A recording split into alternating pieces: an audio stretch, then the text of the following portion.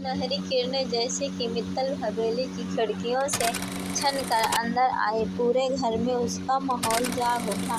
हर कोई तैयारियों में व्यस्त था। आंगन में हल्दी की खुशबू फैली हुई थी, गेट पर बंधन लटक रहे थे और छत पर फूलों की झालरें सजी थी।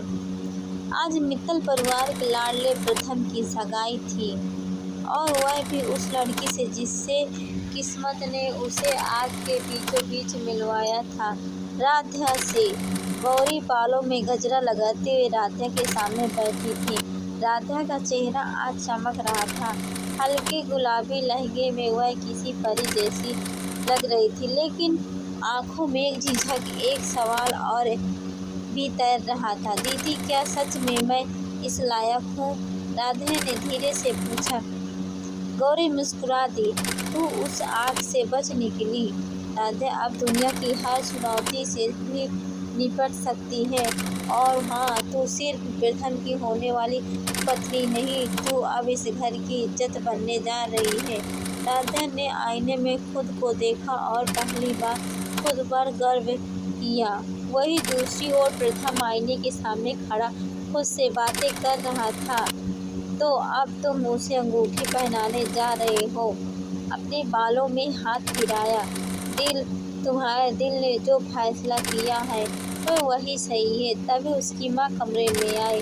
उन्होंने बेटे की आंखों में झांकते हुए कहा, अगर दिल कहता है कि वो तुम्हारी है तो शक क्यों? माँ, बस थोड़ा डर लगता है।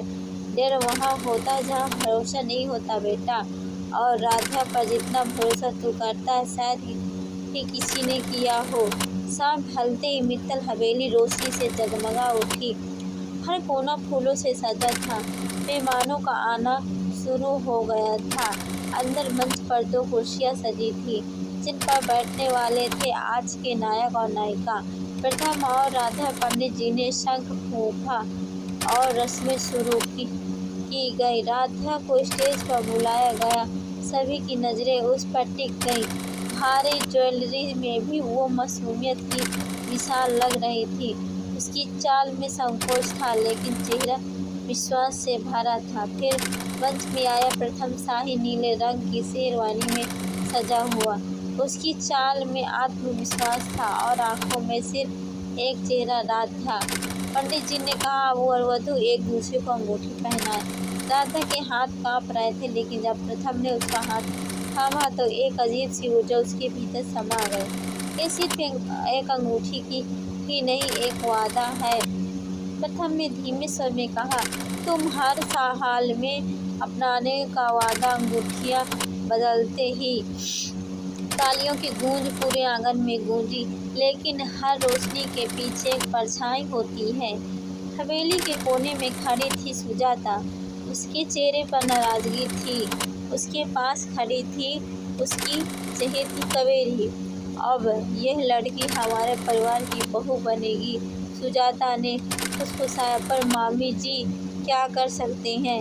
सब इसके दीवाने हो चुके हैं। कुछ करना ही नहीं होगा। एक तस्वीर, एक अफवाह और पूरी दुनिया का विश्वास डगमगा जाएगा। कवेरी चौंक गई।